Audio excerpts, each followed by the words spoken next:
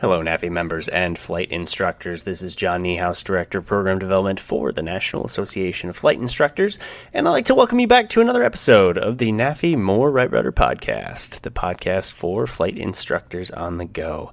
And today, I'm happy to say that we do have a sponsor of this episode, and they're a brand new friend of the NAFI family, and this is Flying Eyes. Now, if you're not familiar with Flying Eyes, they make sunglasses, incredible sunglasses. I will admit they're a newer brand to me, but I had the pleasure to meet the team at AirVenture, and I got to try on some of their wares, and I have to tell you, they are some of the most comfortable sunglasses I think I've ever put on my head.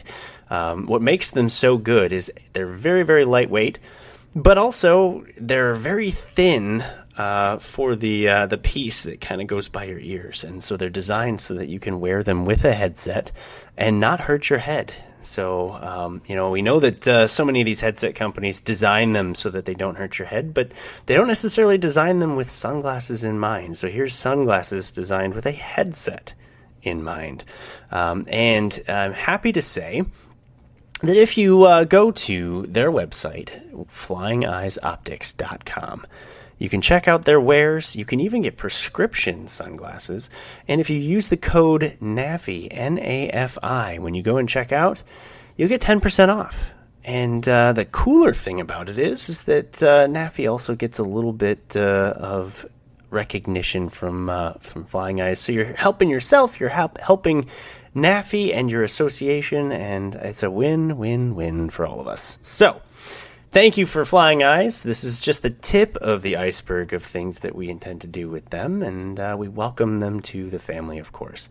So without further ado, we'll get to today's presentation. Now, we're excited about this, too, because it is the first in a series of videos/audio productions that came out of AirVenture at our Professional Development Center, or PDC. Now, if you don't know, this is the big tent that we have at the air show every year, and we use it as our educational center. We had 32 presentations there this year during the week of AirVenture, and boy, oh boy, was it great. I cannot thank all of the presenters enough for the time and effort that they put into it, the professionalism that they all had, and just the amazing effort and work that they showed by putting these things on. The presentations were absolutely amazing, and it's humbling that instructors like them and instructors like you put the time into doing things that contribute to the aviation and instructor industry. So thank you so much to each and every one of them. And so we recorded a bunch of these, and this is the first one. Now, this is 10 things every CFI should know, and it was done by Andy Dow, who is a 6-time NAFI Master Instructor and Professor of Aviation at Quincy University. And with him was Brian Schiff, who's of course, a NAFI board member. He's also a major airline captain, obviously member of the Schiff family, which everybody, a lot of people know, and he's done a lot in his own right too. And so, yeah, the Brian and Andy, they talk about just experiences and wisdom they've gained from time that they've spent as flight instructors. And even they say you don't necessarily have to be a CFI to appreciate these lessons. So anyways, I hope that this is the first of many that you'll listen to. They are all recorded from a live audience, so I apologize a little bit for the audio not always being as polished as it could be, but the information is still really good, and maybe you'll feel like you're at AirVenture too. So without further ado, 10 things every CFI should know.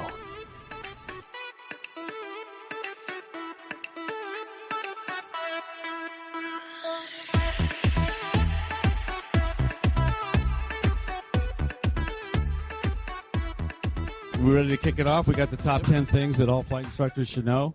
Yep. So like Bob said, I am from Quincy, Illinois. I'm a designated examiner. I've been examining for about 5 years. I've been a flight instructor for 19 years, so next year is going to be my 20th year flight instructing. I'm currently an active flight instructor. I teach at Quincy University, which is a small private Catholic university where I'm from, and helped develop that program. So, and that program just celebrated its 20th year this year. So, I'm excited to be almost the whole entire way through. So, that's awesome. Yeah, I've been teaching for about 35-ish years, a flight instructor, actively for 35 years. Been a DPE, been I don't know. I've done a bunch of different kinds of airplanes. It doesn't matter. Once you get like so much experience, as our guy with 50 years would know, you start actually plateauing and going downhill and learning more from your students at that point. But on the side, I fly for American Airlines. I fly the A320. Actually, I watch the Airbus fly itself around, and it does a beautiful job. In any event, my passion is with general aviation. Love coming out here. Glad to be at Oshkosh. And let's talk about being an instructor. all right, You can start. You got number one. All right, so right arrow. So the first thing I want to talk about is endorsements. You know, as a CFI, it's our responsibility to give the proper endorsements, and I'll give you kind of a little bit of my experience from it as a flight instructor and also as a designated pilot examiner. Oops, I think I went backwards. Okay. No. The first thing you should know is to know which buttons to push before you start pushing buttons. There we go. So, obviously, we do our endorsements. There's endorsements pre-written for us in the back of our logbook. So I'm going to talk about kind of making sure we're meeting the record requirements, what endorsements are required for the check ride, of course, the do's and don'ts, and then some experience that I've had as far as endorsements goes. So the first thing we probably know is that some of the logbooks our students don't have the proper endorsements. You know, they might be missing a specific regulation. They might be outdated. You know, a big thing that changed within the last 10 years for the logbook industry was sign-off going from 60 days to 2 calendar months. So a lot of these older logbooks have that 60-day endorsement. So you need to make sure that it is appropriate to what the FAA requires as far as all of our legal documents. And of course, the best thing to go to is the advisory circular. So this is going to be the CFI's guide as far as how to endorse our students for check rides. So the current version is 6165 Hotel, and it contains everything that we need to go. So sometimes when you're signing a student off for a check ride, what I've learned is those pre-made endorsements in logbook are not enough. You know, sometimes they're missing depending on company to company. Does anybody have a favorite logbook company that they like to use? Well, you like the digital version? Yeah, they're all there. Does anybody have a paper one? No. I'm a big fan of the Gleim logbook myself. I think it's the best one, tailored for students and everything. So, but in this guide, it's really cool. You know, it has everything tailored specifically for each certificate. So it's right there in front of us if we need to use it. I remember signing off a check ride, and my a designated examiner that I was using for my students, he goes, you know, do you know exactly what you're signing? Have you ever read that regulation? So that's something that I wanted to bring out, because since we're endorsing our students, it's so important for us to understand the regulations that we're actually signing them off. What exactly are the requirements? That kind of thing. So as far as my experience goes, so I was a brand new instructor. I just taken over a Part 141 school. And so we had our students going on across country. So you have this pre-filled out logbook, you know. I certify so-and-so has met the requirements to make solo flights in here. And then we have this limitation section. So as a brand new flight instructor, I don't know what to put down. What do I put down? So what I did is I looked in my logbook, pretty much copied exactly what my flight instructor did, put it down for our students. I didn't really understand because I wanted to just talk about the limitation section, because you know every student should be different. You know, I was signing the exact same 7-knot crosswind component. I was doing a 15-knot headwind, 3 3,000-foot ceilings. But every student that we actually have as flight instructors are going to be a little bit different, you know. Some of them we are a little bit more cautious, as we know. Some of them are a little bit more braver and rambunctious, where we want to put really low minimums for them. So when I was in charge of the flight school, we had our canned cross countries. We always went to airport A, airport B, back home to airport, the starting point. So one time we did a student cross country. This was from another flight instructor. They did the same canned cross country, except for the winds at the airport were like a 15-knot crosswind. And it exceeded the 7-knot crosswind component that we had for our school's limitations that we would set forth in there. You know, sometimes when we're a flight instructor, we just sign this dotted line. It gives us, our students privileges to do whatever for 90 days or so. But it's really important that we let our students know what their limitations are. And so, unfortunately, when the student landed at one of the airports with the 15-knot crosswind, they ran off the runway, hit a runway light, kind of banged up the wheel pant and stuff. And so that just really, brought, basically opened up my eyes as a one-year brand new flight instructor that this is so important. And I didn't know if that happened to anybody else or anybody else has experience with limitations. But it's something that we as flight instructors need to let our students know what their limitations are, and maybe actually even talk to them. What do you think your limitations should be? Let's have a discussion about this. So this is kind of my first point. This is what I wanted to bring up is, just have an open discussion with your students, what limitations are. Make sure when they're doing their crosswind landings that it's not exceeding any tolerances that you set forth with them. Did you have a question real quick? That got me thinking, would it be wise to maybe have them initial that limitation section? Well, you can always do that as a flight instructor. So he goes, should you have your students actually initial it? Absolutely. As a flight instructor, we can require more. This is just the bare minimums. I mean, we could write a whole entire book out for their limitations that says, instead of limitations, just say, see, this separate document that maybe you have pasted in your logbook. So this is just what is required at a minimum.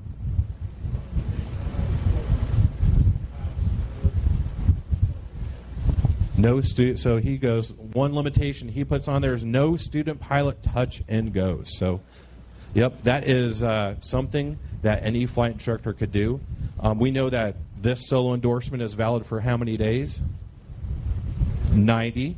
You can make it shorter if you want to. If you want just your student to solo just that day, you can put that on the limitation. So we can do anything as flight instructors. So we can put anyone on. And like I said, each student's probably going to be a little bit different. So I also sometimes I authorize them for supervised solo for the first couple solos, where I want to be there, I want to evaluate the weather, we talk about it, and so I okay them for supervised solo before it's unlimited. Absolutely. Yeah.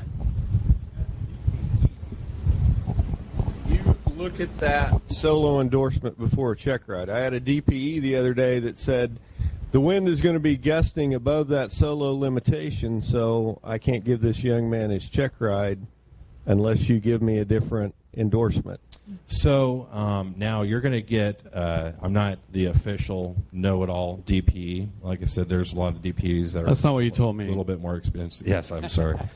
But so in my eyes, they're doing a private pilot check ride. They're no longer a student. So they are PIC. They will make their decisions. So some examiners could have those harsher limitations, but if the wind is literally gusting 30 knots and the student says, let's go flying, we'll hop in the airplane and maybe get to the end of the runway, and then I'll tell them, you busted your check ride. But that is going to be up to the student. So we as examiners should not be making decisions during a check ride. So the student has to make all the decisions. That's what they're there for. Yeah, but that's the whole entire thing. As an examiner, we actually have to look at all those cross-countries, make sure they have their pre-solo knowledge test, make sure that when they did their solo time, it was within that 90-day time. Because we caught some that, hey, you did the solo cross-country, you weren't even properly endorsed for it. So, yeah, there's all those things that we look at. Well, I'll let you go ahead and do number 2. So the number 2 is to acknowledge that you're not perfect. I think some of us, as soon as we got it, I wish I knew half as much now as I thought I knew when I got my CFI, but I've learned just how little I do know. And teaching is where we really do start learning. So I think understanding that you're not perfect and knowing that it's okay to say I don't know, I think will improve your credibility. I shouldn't say I think, I know, will improve your credibility with students. So when you're asked a question, don't be afraid to say, that's a very good question, and I think I know the answer, but I want to get you a complete answer, or just say, I'm going to get back to you on that, but then have the integrity to follow up. And make that a really hard rule. You say you're going to follow up, do it. I have had a lot of positive comments and letters at schools for saying, I don't know, but I'm going to get you the answer in a day or two. They get the accurate answer with sources. And I know a lot of instructors that we're sitting there teaching. You're hearing some other instructors maybe teaching in another classroom or at an adjacent table, and you hear them BS their way through an answer to a question, and you're just like, oh, that would have come off so much better, and the student would be better for it if you were humble enough to say, I don't know, but I'm going to get you an answer. And I just think that's one of the top things that I've heard even some of the most experienced pilots, and even our 50-year-old instructor, I'm sure, gets a question every now and then. And by 50 years old, I mean 50 years of CFI. Right? Yeah. So anyway, don't be afraid to say, I don't know. I'll get back to you with the answer. I think that's one of the really good ones. Mine will get longer in time. All right. So the practical application of flight training is what I decided to be the third one here. So what do I mean by that? So when we were CFIs, we learned in the fundamentals of instruction characteristics of learning. So learning has to be purposeful. There has to be a purpose for learning to actually occur. Learning can also be as a result of experience, right? You touch an oven when it's hot, you learn that oven's hot, and let's not do it again. We do that by experience. Learning is multifaceted.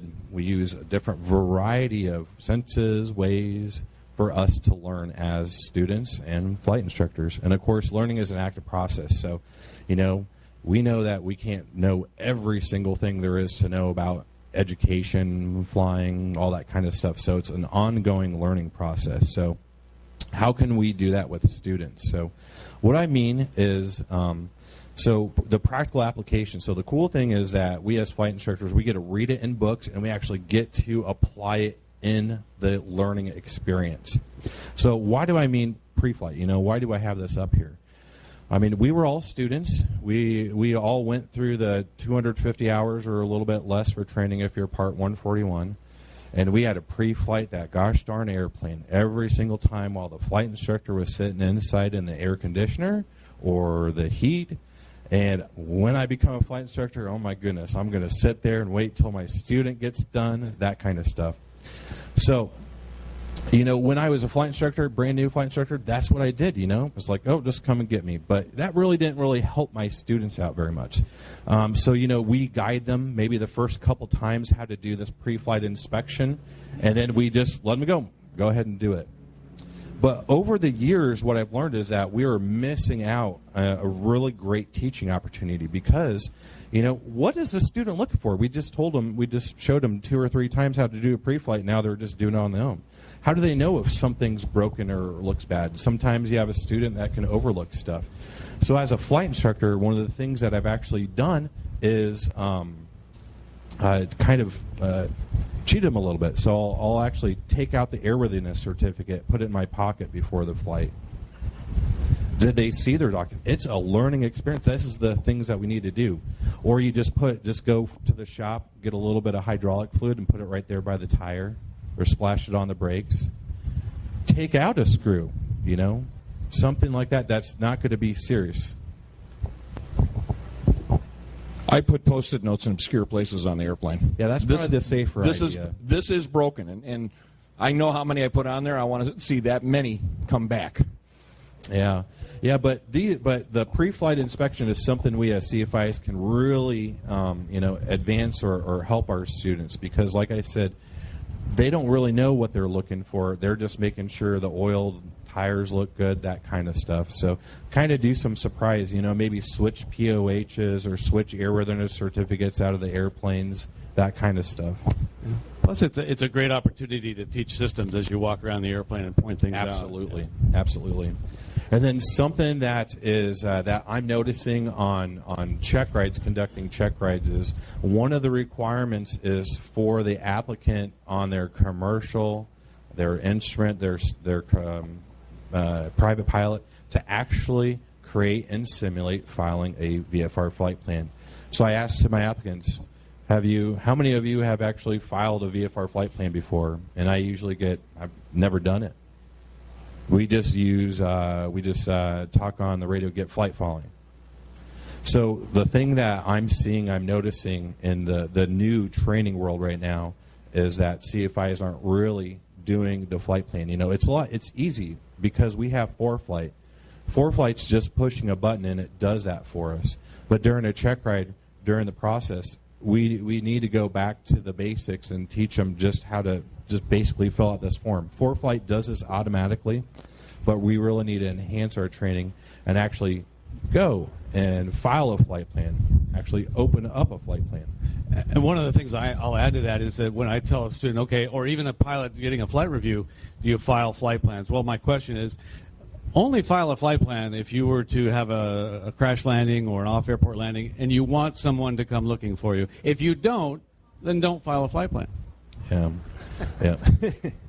So not only do we have the old basic FAA domestic flight plan, but we have the new international flight plan. So it has a lot more features. Of course, the AIM in that back of the FAR AIM book is going to tell us in detail how to fill out this form for us if you don't know anything about it. But I encourage everybody to actually file flight plans, go through that process when you're training your students, because they're not going to know how to do it at all unless you show them. It's, once again, training is as a result of an experience. Did you have a question, sir?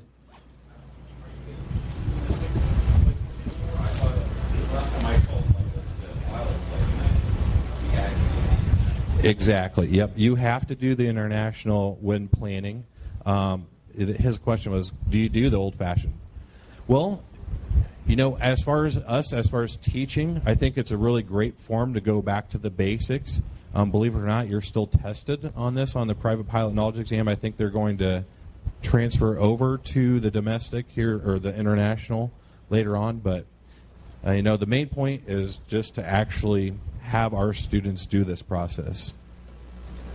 The next thing is talking with flight service stations. So I asked my students or applicants for check rides, how many of you actually talked to a flight service station, or if we get in trouble up in the air, how would we get assistance on weather or anything like that? And they're like, well, just call air route traffic control. Well, that they actually might be able to help you a little bit with weather, but sometimes they're busy, especially if we're flying in the Chicago airspace. They're going to be like, we don't have time for you, that kind of stuff, or just not answer you.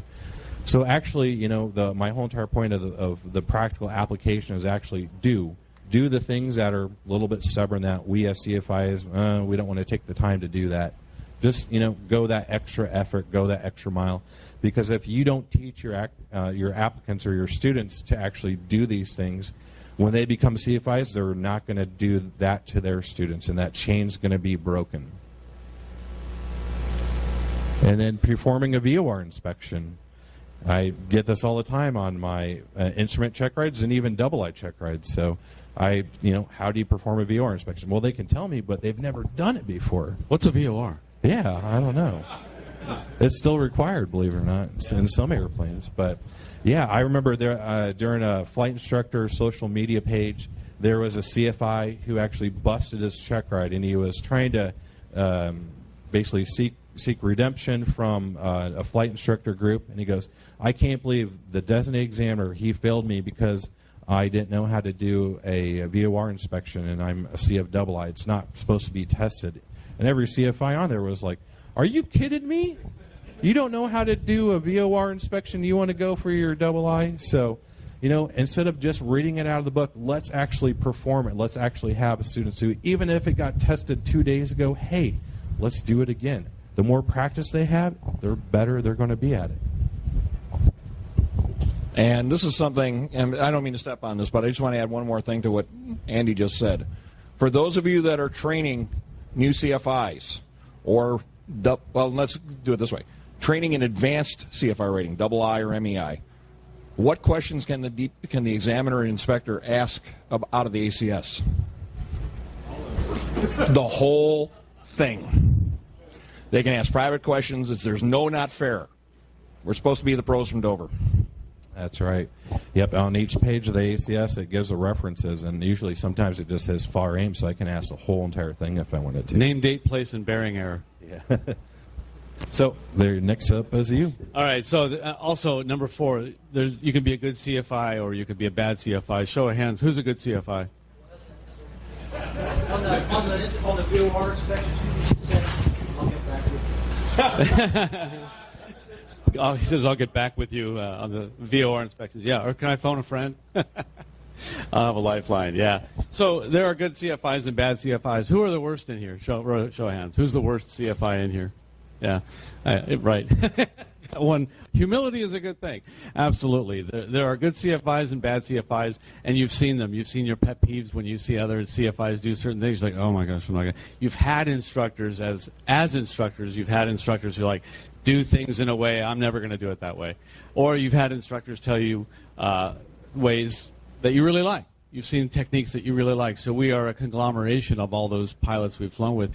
On that note, go fly with more flight instructors.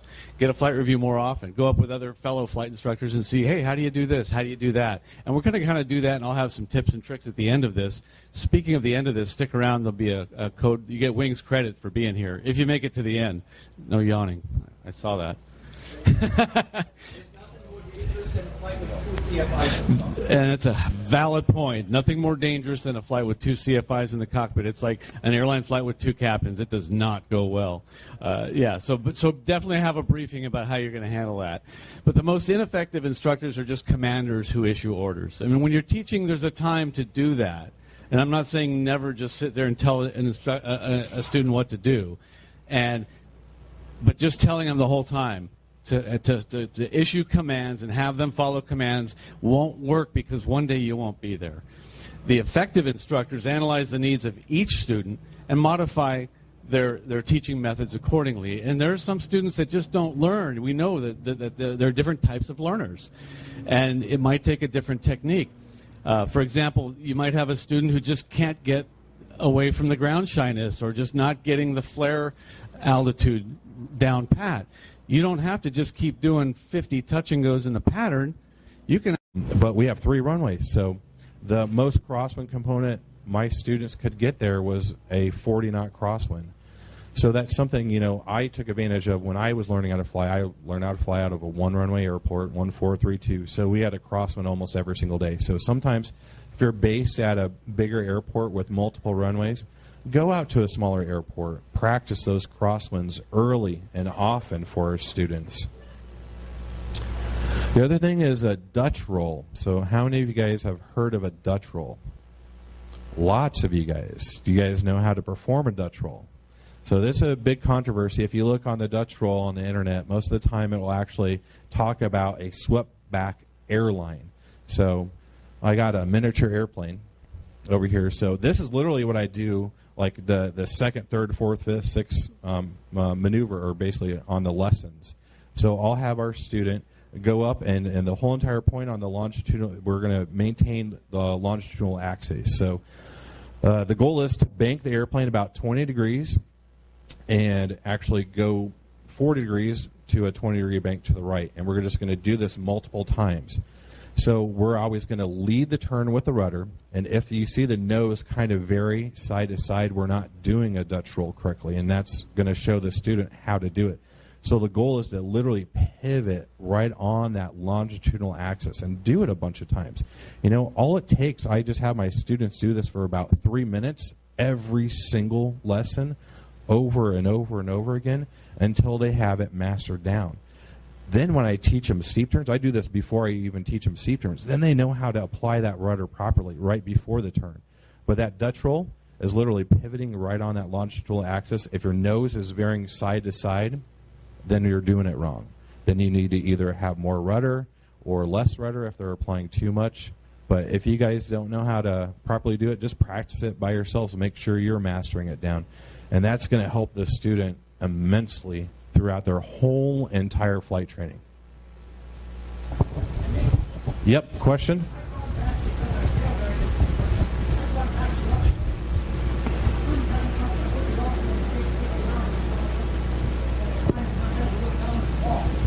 Here, there's a microphone. Yeah, it's on. Just speak loud. Okay, the question is, I use the yaw string now probably more than I ever did the first 20 years I taught.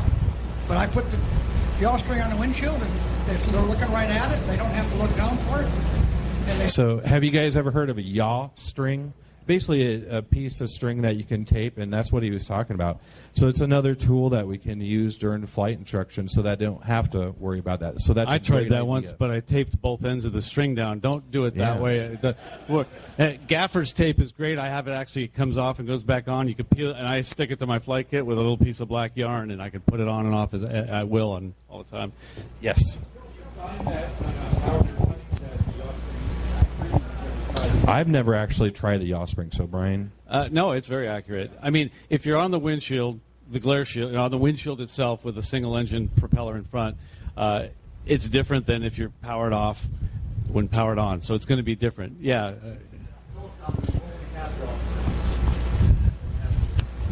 The Robinson helicopters, they only have yaw strings, so they don't. When you're teaching in a helicopter, that's all they have. But you power off, and even with a propeller whirling up there, and you do a slip, you'll see the yaw string move, and you can. The rudder will move it. It works great. Yeah. All right. So number 6, set the example.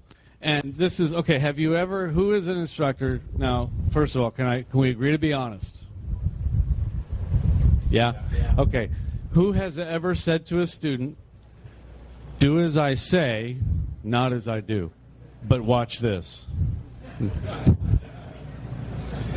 That is not something that should be in our repertoire. I've had instructors do that and say, okay, don't ever do this. And I've had students tell me, my instructor, he showed me a low pass, a low approach, but he said never to do it. I said, well, you're setting a bad example. What you're doing is your actions speak louder than words. You're condoning the action. And a good example, as Ben Franklin said, is the best sermon. And this is something that one of my favorite instructors said to me once. It's not the standards that you set, it's the standards that you accept. Even when you're flying with an instructor, as a student, if an instructor is texting while you're flying, or you hear him looking at YouTube videos and they're looking at the other phone, then you need to stop that. And even on a check ride, I would think that maybe an examiner might be checking you as your pilot command ability to stop them from doing that. But in any event, there are so many things that we do as pilots. But when you're setting, your students look up to you as an instructor. It's a relationship that if you think back to when you were learning how to fly, how you admired, you looked up to your instructor, that when they did something, they're condoning it. And so if you set that standard of safety with them and show them how you, by your behavior, not by saying and doing different things, that will go long and far. And I think that's a very important, simple yet very important characteristic to maintain. And at the end, I got some tips and tricks, and I'll talk longer. Don't worry. All right. So the next thing I have on there is going beyond acronyms in aviation. So I think aviation, especially the education, is just full of acronyms. So what do I mean by this? So we have our, Aviates acronym. We have the Tomato Flames, and we have the FLAPS acronym. Yes? We are saying flaps. I can tell you where you. I hate these things. Yeah. I hate using these acronyms, because what I do is I have a checklist. If you're doing it on the ground, you should do the checklist on the ground and do the actual, read the actual orders, because the FAA orders for fuses say not to have. This is what I'm getting to in my presentation, sir. If you want to come up here and teach it, that's fine. They are not right.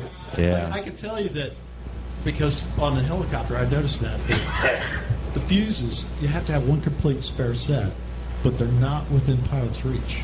Yep. And they have to be within pilot's reach. Yep. All right. So he's an advocate of going beyond acronyms. So anyways, so when I do check rides, so these are great teaching tools for our students. This is to help them remember the things that are required, but this can either help or hurt that student. and especially an applicant during a check ride. So, for example, let's see here. I was doing a check ride the other day, and somebody was trying to do tomato flames, and during their check ride, they called the M magnetos that you needed to have. One of the A's was an attitude indicator. So then when I followed up questions, so I'm like, so what if one magneto is bad? Can we still go flying? He goes, nope. I think you can just placard it inoperative and deactivate it, and then we can still fly. So the problem of it is these acronyms are great, but we really need to show the students in the regulations where they're at. We need to go beyond just that acronym and make sure that they understand it. So one thing that I like to ask during my check rides is we have obviously the Aviates acronym. Some private pilot applicants think that the VOR inspection is required for private pilot type of thing, but we go to the static system inspection. So I always ask as an examiner, I go, so we look at our logbooks and we notice that the pedostatic system inspection hasn't been done in 3 years. Can we go flying? What say you? Yeah, but do you know how many people say, nope, that's going to ground the airplane. We're going to need a special flight permit from it. For those of you who said, absolutely, it's required for VFR, that's because they're teaching the regulations. So 91.411, does anybody know this? If you're a flight instructor, this is something that you want to show your students word for word on. So the altimeter system, it says that the very first sentence, no person may operate an airplane or a helicopter in controlled airspace under IFR unless, and it's basically given that inspection. So a lot of students that I'm seeing doing these tests for check rides for the private pilot just think that if that inspection is not done, that means that your altimeter will not work, that your airspeed indicator doesn't work, and those are part of tomato flames, so they're like, nope, we can't go flying. Did you have a question?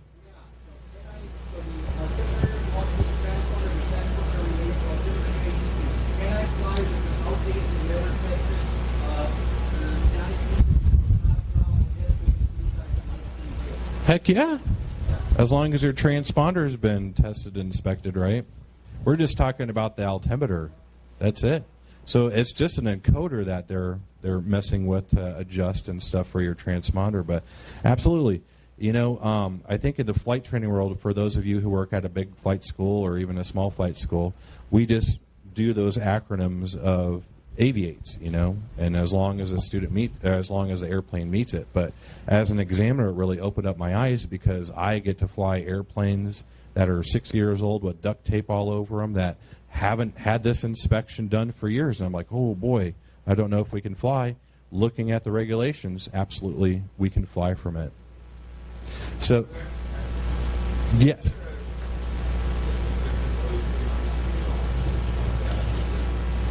The 300 foot off, are you talking about like when you...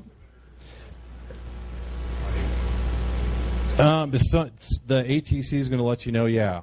Did Bob? Yeah, in the VFR world, the only guidance I've ever found, and I'm going to cite Rod Machado on this one, because that's where I got it, is in the aim, and if an altimeter varies by more than 75 feet from the reported altimeter at the airport, it's considered unreliable. That's it. Yeah, and it just says, if in the instrument flying handbook, Bob, is actually where that's located at, because that's one of my favorite double I questions is, oh my goodness, we hop in the airplane and the altimeter is 100 foot off. Can we still do an IFR flight? Everybody's like, no, we can't. Absolutely, you can. There's nothing that says that we can't. The only thing in the instrument flying handbook is that we would note it. It's just recommended to be within 75 feet. Now, obviously, is it a good idea to do an IFR cross-country with their altimeter off? No, that's up to you to decide as the PIC. But no, you can absolutely fly when it's off. So that's going beyond the acronyms and learning this out of the regulations. So, and of course, we have our A tomato flames, comes out of 91.205. That's the thing I want to see the applicants and my students do is go right to the regulations if they don't understand it. 91.205. So this will list all of the stuff, and we have, I think it's, we have an additional A for A tomato flames for the anti-collision light. So some students will think that the anti-collision's required is only, if we read the regulations, it's only required for aircraft that have been outfitted or certified after March 11th, 1996. So if your airplane is older than that, you definitely don't need an anti-collision light during daytime operations. The E in tomato flames is ELT. Is an ELT required? What if the ELT battery is expired? Can we still go flying? Yeah. All we have to do is read the regulations. So the ELT says an emergency locator transmitter if required by 91.207. And we read 91.207 and it gives us various things that we can actually fly with that altimeter out of inspection or when the battery has been expired. So, yeah, absolutely. For those of you that are teaching any pilot, but especially new CFIs, that 91.207 is my favorite one to teach the structure of the regs, because every one of those semicolons is in 91.207F is an or statement. This or that or that or that. So look at the rules of construction in chapter 1, and then apply that to 91.207. You'll find that every one of those, as I said, every one of those semicolons is an or statement. Yep. Then we have our logbook endorsements. So, pretty much, when do we show our students a logbook? The day of the check ride, right before the examiner comes in? Maybe the day before. Let's try showing them a little bit earlier so that way they can understand that. Maybe if the airplane is down for its 100-hour or its annual inspection, let's go down to the shop. Let's just take a look at the logbook since we're doing a ground session. It's an awesome ground section that a lot of flight instructors don't do until the very last minute. It's like, okay, student, come over here. The examiner's going to be here in 30 minutes. All right, so what I did is I post-note every single one of these things. Just go right to them. That should make the examiner happy. It's a great bad weather day lesson. Yeah. Yep. And on here too, that when going off the ELT is kind of like what Bob is saying. When do we need to change the ELT battery, or when does the ELT battery due? All right. We know this. It's right out of the regs. It says 1 hour cumulative use or 50% of its useful life. Then I always ask, well, when's 50% of its useful life? What date is that? It's written right here. This is just, I just took this one off the internet. It says ELT battery, the expiration date's 11/2017. Obviously it's expired, but that's kind of when its useful life is. It's not necessarily 50% of its useful life, depending on what kind of ELT. Some are operated off of D-cell batteries. Some of them have rechargeable batteries. Some of them have a self-contained battery. We need to make sure that the students, not just saying this 50% of its useful life, that we know that the ELT does expire, and we need to make sure that it is current if we're flying in various operations that require an ELT. So that's what I have for that one. So I think a great thing to do to help students, there's a lot of great rules of thumb out there. I am not very good with rules of thumb because I have two thumbs, and invariably I'll use the wrong one. But there are some very good ones. And I think if you can hone those down, create your own. I mean, who here knows some good rules of thumb that we use to teach our students, right? I mean, we all have tons of them. And you probably know many of them. But rather than teach you or discuss all the ones that I have because we don't have time for that, I'll throw a couple examples out there. But these are the kinds of things that really help students back up. In fact, before they even take their written, when we talk about density altitude, I'll give them 60 degrees for every degree of Fahrenheit above standard. Add that to your field elevation. And that's a great little rule of thumb because they can back up the answer when they look at the charts. They can back up the answer when they put input into an app on their phone or iPad. And it also helps them understand what's happening. It gets you close. It's not exact, but it gets you pretty close. And that's one that I like. Another one is crosswind component. I teach the 579 rule, and I actually charge them $5.79 for it, so they never forget this rule. Anybody hear this? it's really cool because basically you want to know your crosswind component. And this is what I put in their solo limitations, as Andy was talking about, is I don't ever want you taking off with more than a 10-knot crosswind component. How do I know my crosswind component? Well, take the cardinal angles. If it's right down the runway at 20 knots, we know your crosswind component is 0. If it's 90 degrees to the runway, you know your crosswind component is 20. Okay, a 20-knot wind at 90 degrees to the runway. What we don't know is the ones in between, but there are some cardinal points at 30, 45, and 60. At those points, it's 50%, 70%, and 90% of the wind is going to be crosswind component. And everybody, because we know trigonometry and the sine of 30 degrees is 0.5, and the sine of, if you do the math on it, it's all trigonometry stuff. And I don't like to get into that because who does trig while they're flying? Some of you do. Good for you. I can't do it. So 30 degrees off the runway, a 20-knot wind, half of it is crosswind component, so 0.5. At 45 degrees off the runway, 70% of the wind speed is crosswind component. And at 60 degrees off the runway, 90% of the wind speed is crosswind component. And it's just a simple rule of thumb that works pretty well. My students can usually figure out, round it up to the higher angle, and then just use one of these. But generally you hear, so 20-knot wind at 60 degrees off the runway is going to be 90% of 20.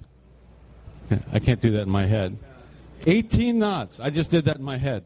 Anyway, great rule of thumb. I like that one as well. And then the descent angle for a normal descent, 3 miles for every 1,000 feet. The 3-to-1 thing is a great rule.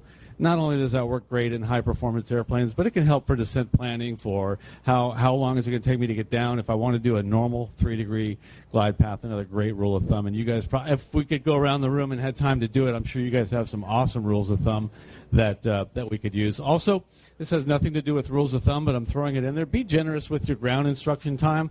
Too many instructors are very eager to go flying, and you go rush through the briefing. The briefing is huge. Take some time to be thorough about the briefing, and also add, what you're going to do, who's going to be flying the airplane, how you're going to start out.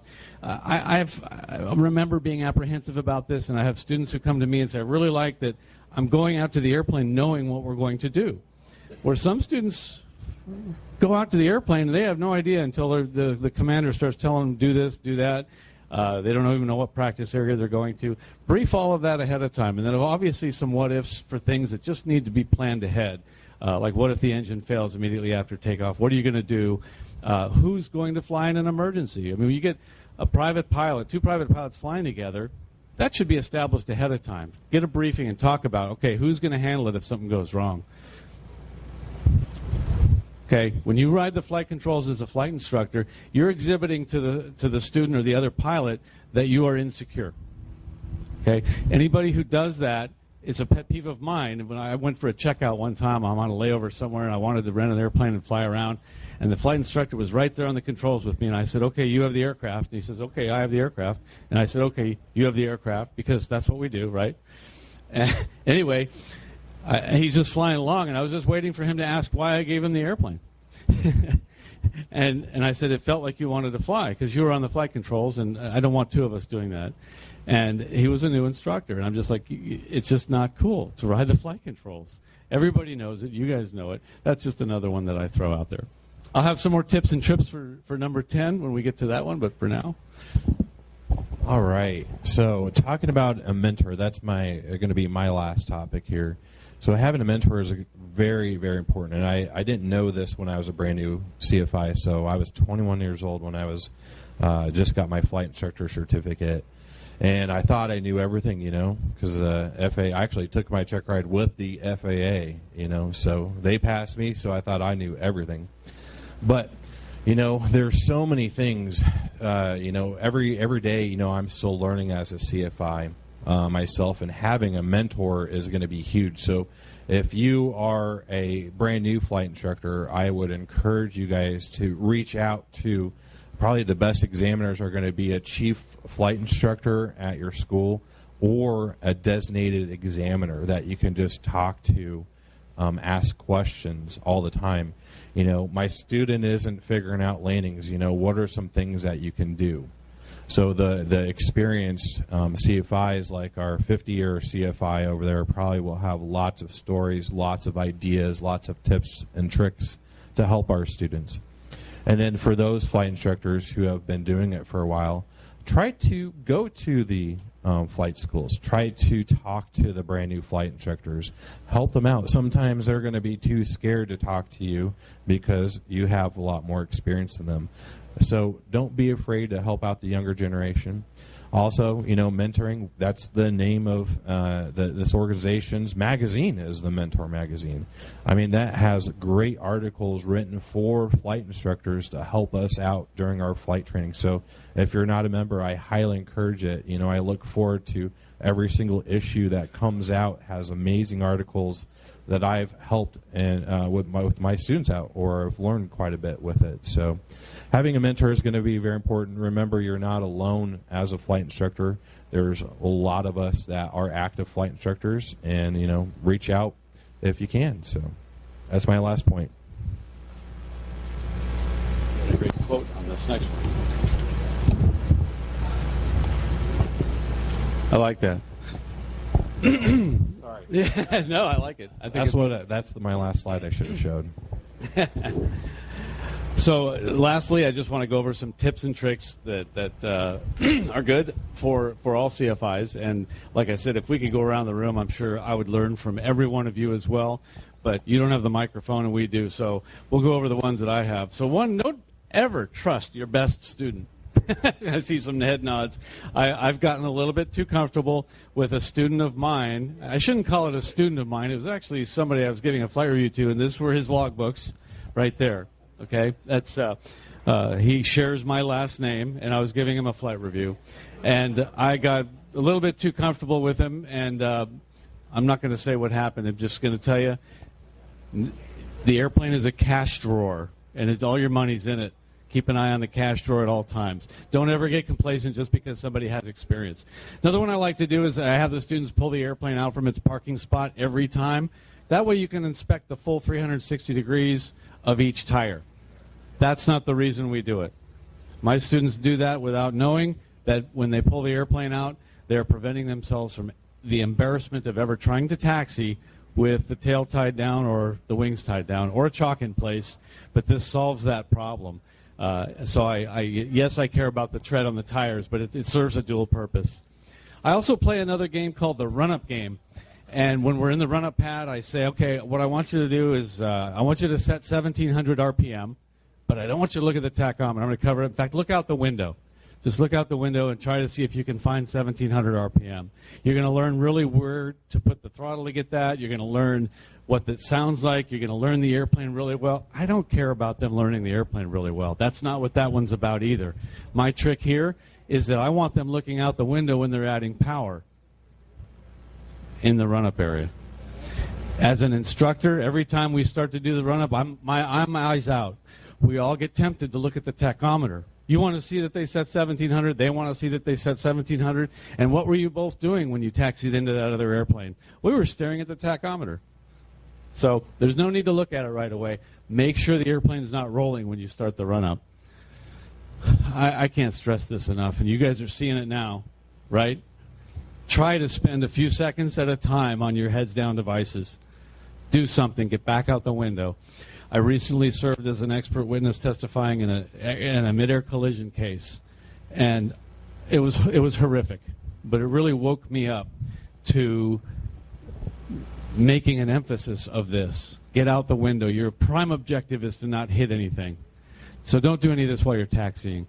If you're in the air, do a couple steps, get back out the window, do a full scan, do a couple more steps. Nothing is in such a hurry that two instructors need to sit, or an instructor and the pilot, learner, student, whatever, both of you, heads down looking at one of these for an extended period of time, are asking for it. Another fun thing to do that you just don't see many people do is you fly in a 172, you teach someone to fly, they're light. Well, if they're with me, they're not light. But the two of you together might be a light airplane. And the first time they ever fly with 4 people in a 172, it flies differently, right? or whatever kind of airplane you fly handles differently. The speeds are different. The glide speed might be different. The landing characteristics, everything.